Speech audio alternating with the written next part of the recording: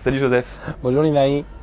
Alors, tu es membre de la communauté d'Emmanuel. Yes. Tu as passé 1 an au Rocher. Yes. Tu as écrit quelques petits bouquins, dont un recueil de citations Oui. qui booste un peu. Ouais.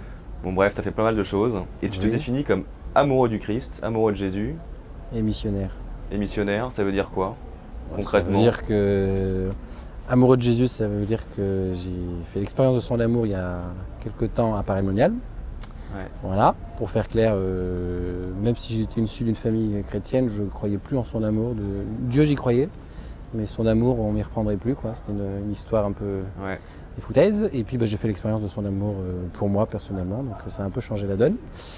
Et puis petit à petit, enfin non, même très rapidement est venu le désir de la mission, de partager cet amour tout simplement.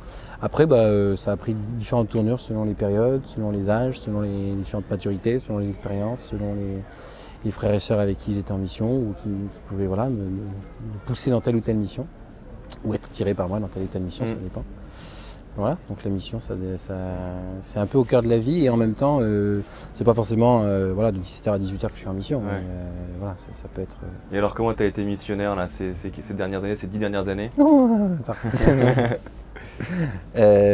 Par plein de manières différentes. Je crois que l'Esprit Saint est très inventif. J'en suis même convaincu par expérience que voilà, j'ai été beaucoup en mission auprès des jeunes. Ça c'est clair, soit à travers différentes missions dans l'Emmanuel, que ce soit des groupes de prière, que ce soit des maraudes, que ce soit le Rocher, que ce soit des forums des jeunes, l'organisation de forums des jeunes ou la communication auprès des jeunes, etc. Et il y a beaucoup d'évangélisation de rue où je ciblais les jeunes, voilà. Soit en sortie de fac, soit sur une grande place, mais on allait voir les jeunes, dans les bars, etc. Tu veux dire que tu vas dans la rue pour annoncer Jésus? Ouais, comme on ça, sortait, j'ai fait ça notamment, une grosse expérience qui m'a beaucoup marqué, parce qu'elle a été régulière, donc Ouais. c'était marquant. J'ai fait ça avec plusieurs frères, soit de communauté, soit des gens qui découvraient l'évangélisation, un peu de tout. Et puis un bon pote qui était passionné aussi d'évangélisation. On allait tous les soirs sur la même place, dans la même ville, le même soir, à la même heure, avec un jeu de cartes, où on pose des questions un peu sur le sens de la vie, quoi. Je sais pas, quelle est la définition du bonheur selon toi? Voilà. Et donc on allait proposer aux gens, en disant est-ce que vous voulez jouer avec nous à ce petit jeu? Et en fait c'était un temps où très vite les questions existentielles pouvaient se poser. Dieu est arrivé au moment où il devait arriver, mais c'est sûr qu'il arrive dans la conversation, il n'y a pas de problème. C'était assez ciblé, c'était vraiment on visait les 15-35 ans, les 15-30 ans, en se disant que c'était un lieu important, que c'était important nous en tant que jeunes d'aller témoigner aussi aux jeunes. Ouais. Moi j'étais libraire, je pouvais témoigner à plein de yeux, lui il était médecin, il pouvait témoigner à qui il voulait, mais voilà, le vendredi de 20h à 22h c'était les jeunes et on a eu beaucoup de belles rencontres. Et pourquoi c'est important selon toi d'aller évangéliser, de sortir, d'aller voir les périphéries, d'aller... Parce que c'est dans l'évangile. Parce que c'est dans l'évangile. Ouais. Jésus il a une grosse mission de rue. Il a une grosse. Quel que soit, quand je dis évangélisation de rue, je ne veux pas forcément dire des chants hippies à la mode Emmanuel, comme on faisait dans les années 80 et 90. L'évangélisation de rue, il peut y avoir une multitude de formes. Et j'espère d'ailleurs que l'Esprit Saint, je pense, est en train de souffler. J'espère que les chrétiens vont être attentifs à comment évangéliser dans la rue aujourd'hui. Dans la rue, tout le monde y est, où tout le monde est susceptible d'y être. Et Jésus le fait beaucoup. Enfin, il guérit dans la rue, il prie dans la rue, il prêche dans la rue, il rencontre des gens. Et après, les saints le font. Beaucoup de saints l'ont fait de tout temps, quoi. Ce qui n'empêche pas d'avoir des super zobélis dans une église. Pas du tout. C'est pas du tout. Faut pas opposer. Hein. Mais c'est flippant quand même. Voilà. D'être dans la rue? Ouais. Ouais, mais c'est la vraie vie. Ouais, mais comment Enfin, là, tu on te est dis, au... comment Oui, tu c'est te flippant. dis, Oui, d'accord. Oui, c'est tu flippant. vois? Oui, en même temps, la peur, c'est pas forcément, ça vient pas forcément du bon Dieu. Et ça peut se réveiller. Enfin, de ce que j'ai fait comme expérience, ça se réveille aussi parce qu'il y a de l'enjeu. C'est pas flippant. Enfin, moi, ça me fait pas peur. Là, on est à Paray-le-Monial. Oui, il y a pas beaucoup de flips. Hein. Parce qu'il y a un enjeu qui est autre, il y a un enjeu de relation avec Dieu, très bien, etc. Mais il n'y a pas un enjeu de témoignage, donc de martyr, c'est quand même le même mot. Il peut y avoir de l'enjeu. Là, oui, c'est flippant de faire la guerre, mais l'évangélisation, il y a un côté guerrier dedans. Enfin, on est des soldats des soldats, c'est bizarre de dire ça, mais on est des soldats de Dieu, des athlètes. Ouais. Quand on fait, on va prendre cette analogie, on est des athlètes de Dieu, et je suppose que quand on fait une compétition olympique, c'est un peu flippant. c'est pas grave, c'est qu'il y a de l'enjeu, c'est de l'excitation. C'est même bon signe en fait, je pense. Parce que c'est qu'on prend conscience de... J'ai fait de l'évangélisation personnellement à Lyon pendant des années. Il y a à peu près 120 000 étudiants, il y a 120 000 personnes qui sont susceptibles de ne pas avoir entendu parler de Jésus. Si on prenait l'addition des messes qui visaient les jeunes, il y avait 4 000 personnes qui allaient à la messe. 120 000 étudiants. Bon, on a de quoi aller chercher quelques âmes, quoi. Et qu'est-ce que tu conseillerais à quelqu'un qui a jamais été évangélisé et qui a ce désir mais qui n'ose pas? Qui n'ose pas quoi? Aller évangéliser. Ah, pardon, ok, je croyais qu'il voulait être évangélisé. Je peux que conseiller d'y aller, alors c'est bizarre de dire ça, mais c'est de plonger, Ne pas y aller seul, d'aller rejoindre des chrétiens qui ont ce feu missionnaire, il y en a, de dire qu'il a envie d'y aller et puis de tenter, parce qu'en fait c'est une expérience...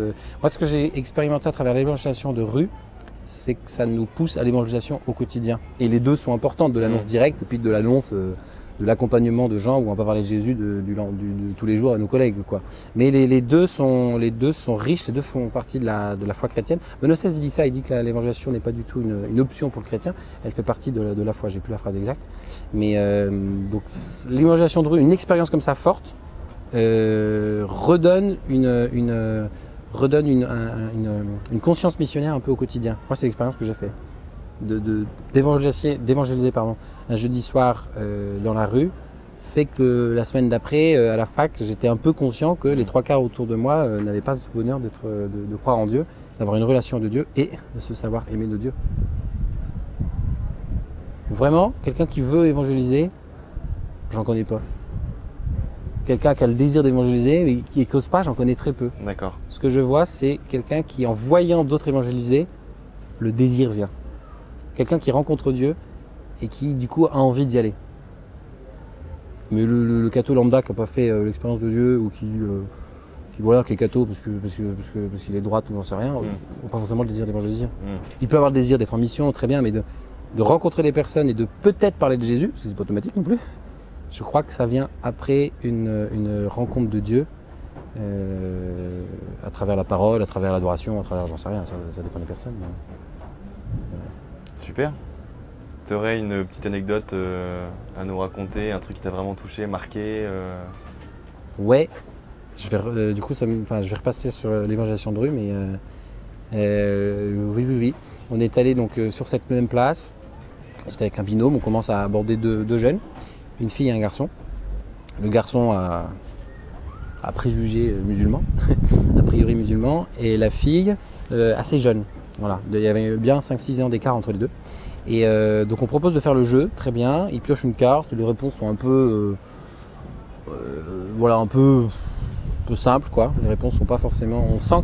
Enfin voilà, je sais pas, moi je sens qu'on peut aller plus loin. J'ai invoqué l'Esprit Saint et à ce moment-là, j'ai même eu la motion... là c'est plus un sentiment, c'était une motion un peu claire qu'il fallait que je lui propose qu'on prie pour elle. Voilà. Donc je lui ai dit que voilà, désolé, en fait, changement de programme, c'était pas ça, mais est-ce que tu veux pas qu'on prie pour toi pour une intention de prière? Est-ce que tu as une intention de prière en particulier? À ce moment-là, la nana se met à pleurer. Et en fait, elle nous confie qu'elle est dans une situation amoureuse un peu compliquée. En fait, on comprend qu'elle parle du gars à côté de lui. Et qu'elle ne sait plus trop où elle en est, parce qu'en fait, elle était catholique. La seule personne qui lui a parlé de Dieu à l'école, c'était sa copine musulmane. Du coup, elle est devenue musulmane. Et en fait, la conception de son chéri, de elle, ça lui convient pas tout à fait. Et puis en fait, il lui manque l'amour. Elle se rappelle de sa grand-mère catholique qui parlait de l'amour de Dieu. Voilà. Donc elle est contente d'avoir enfin une conscience de Dieu, parce que ses parents étaient verbatim trop bourgeois pour croire en Dieu. Et donc elle se dit, bah voilà, j'ai rencontré Dieu grâce aux musulmans, mais j'ai envie de rencontrer l'amour de Dieu. Très bien, donc elle largue ça comme ça, quoi. Et donc on prie pour elle, on fait une prière des frères dans la rue, voilà, avec plusieurs aussi paroles de guérison. Enfin, voilà, l'Esprit Saint est passé vraiment à ce moment-là de manière assez forte, en tout cas visible, parce qu'il est souvent fort, mais là c'était visible. Cette nana, bah voilà, on l'a rencontrée dans la rue, quoi. Vu la description de tout ce qu'elle nous a fait de sa vie, il fallait être dans la rue pour la rencontrer. Gloire à Dieu. Amen. Merci Joseph. Avec Merci joie. pour ton témoignage.